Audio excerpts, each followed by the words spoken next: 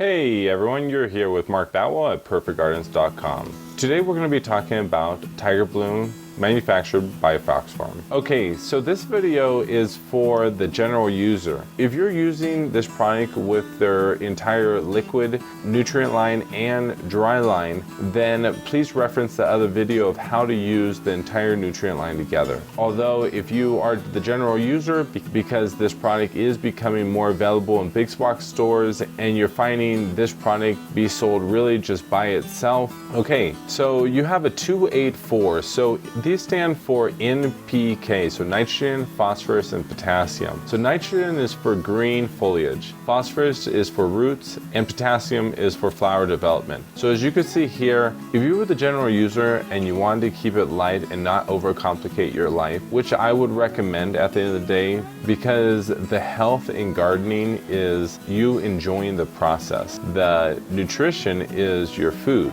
So if you wanted to keep it light and you were on a budget, this would be the perfect nutrients to use for you. This is not organic nutrients, this is a synthetic nutrient line, so just be totally aware of it.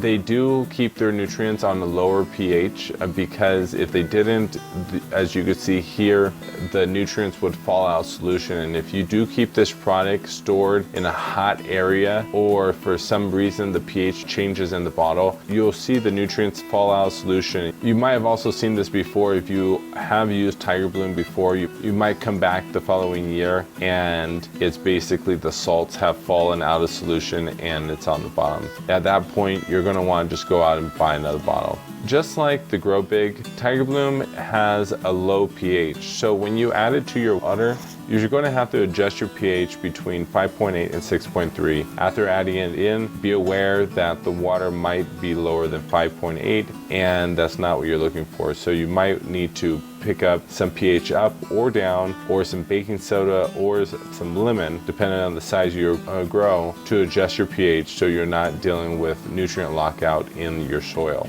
For general feed is going to be twice a week. It's going to be 1 to 2 teaspoons per gallon every other watering. For heavy feeding, you're going to be giving 4 teaspoons per gallon once a week, and in between that, you're going to be watering probably 2 to 3 times that week. Obviously, maybe more dependent upon the heat where your plants are growing. Remember, once again, this video is for the general user. Someone that is growing on a budget, you have a basic garden, you're just starting, and you want to keep it easy. Be aware you might find yourself using this one bottle for your blooming stages of your garden. If you want to use this product as a foliar feed, you'd be using it as a half a teaspoon per gallon every other week. Remember, you can get this product at a pint, quart, gallon, 2.5 gallon, 5 gallon, 15 gallon, 55 gallon, or 250 gallons. If you are looking for the larger sizes, remember to check out our membership program where you go direct to the manufacturer and get everything at wholesale pricing. Please remember to like and subscribe to the channel.